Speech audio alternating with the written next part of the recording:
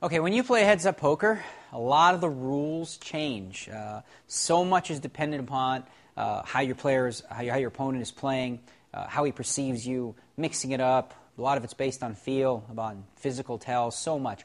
In this hand, you're going to see two really good players play a hand with squat and squadouche, but a lot of betting, a lot of raising, a lot of representing, and a lot of interesting thoughts. So let's go ahead and roll it.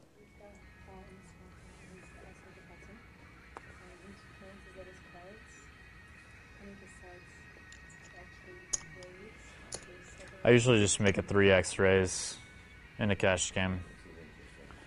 Tournaments, sometimes I vary it up depending on how many chips they have. I want to see how some patterns develop.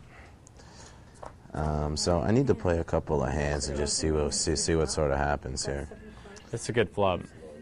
Chances are he doesn't have a 7 or 8, and he can't really represent much, so usually I'll just throw out like a little feeler bet, like 20. I think he wants to see where I'm at. I mean, he very easily could have me beat right now, and most likely he does. There's a very good chance if I hit my jack that it's good as well. If I get raised here, I don't necessarily go away. Go ahead and pop it right here. If I were to raise it. Just because a lot of people make plays against you heads up. All right. Instead of chasing another card, well, if I call, if I check, I think he might go ahead and take another stab at it. So I'm going to see where I'm at. This is going to tell me really quick. Make it a 65.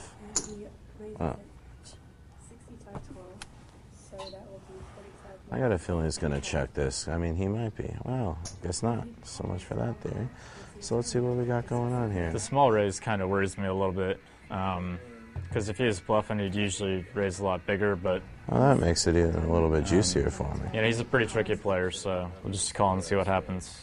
Question is, I'm out of position. Okay, let's stop right there for just a second. That was interesting to notice how Paul picked up on the fact that in a situation like this, generally speaking, a player who bluffs is going to bluff for a bigger amount. So a raise size of when you bet 20 and someone just making it 45 more usually is a significant of someone with strength rather than a bluffs. Bluffs are usually going to be, from 20 maybe to 80 to $90. So at the same time, Paul really has nothing here, and there's so many bad cards on the turn that can come off for him, even if Alex was bluffing. And if Alex continues to lead, it's going to be tough for Paul to defend against that unless he catches a king or a queen. I mean, even ace-high at this point beats him. So it's going to be a tough pot for him to win. He does have position, though, and he's got lots of tricks up his sleeve, so he might be able to do it. Let's go ahead and roll it.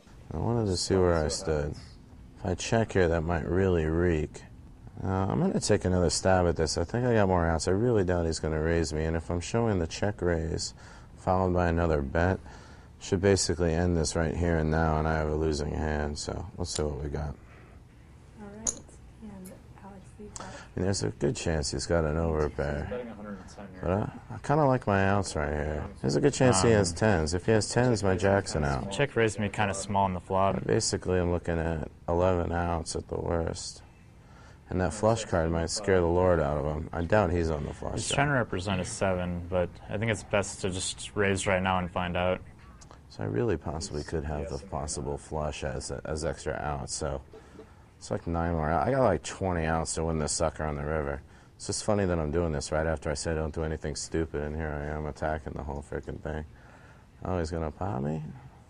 Now, you heard Paul say that he feels like the play is to raise right here to find out where he's at. I don't know that that's necessarily going to happen, though, with a board of 6, 7, 8, a couple, a paired board and a couple hearts there. I mean, if Alex does call him on the turn, it could mean a lot of things. He could have a scared 7 and be worried about a straight.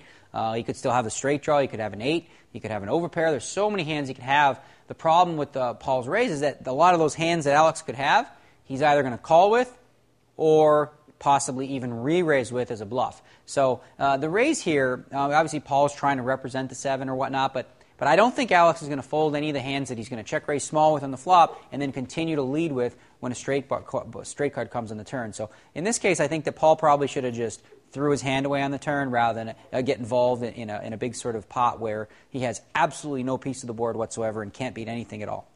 That's really interesting. Yeah, I don't think he really. I'm not buying this at all. So he looks like he's going nowhere. And I think he's slightly scared that I might have a 7 here. All right, looks like I am going to do something stupid. He just raised me 290 more. Yeah, he wants me out of this pot, so I'm not going to let him. I'm all in. I'm all in. Yeah, that's what I thought was going to happen. Excellent read by Alex, and if you notice something about that, it was mainly instinct. He just looked over at Paul and didn't feel anything. He just didn't feel strength over there. A lot of it just didn't make sense in his head. And one of the things that I really think is important when you play poker, especially when you're playing live, is in those marginal situations where you're really not sure what to do, trust your first instinct. Trust your subconscious mind and what you think makes sense in this situation. This is something that a lot of players who play online struggle with. When you're playing online, you're simply focusing on betting patterns and such. When you play live, you can actually have the added bonus of looking over at the player, getting a sense, getting visual about it, and just sort of like having a picture in your mind of something that just doesn't seem right. You look at this guy and you're like, you know what? And now that's exactly what Alex did there. Alex, if you hear him talking throughout the hand, he's like, well, I don't want to do anything stupid. I'm not going to do this. But then the raise, it was like, wait a minute. Something fishy about that. I just don't buy it. Boom, all in.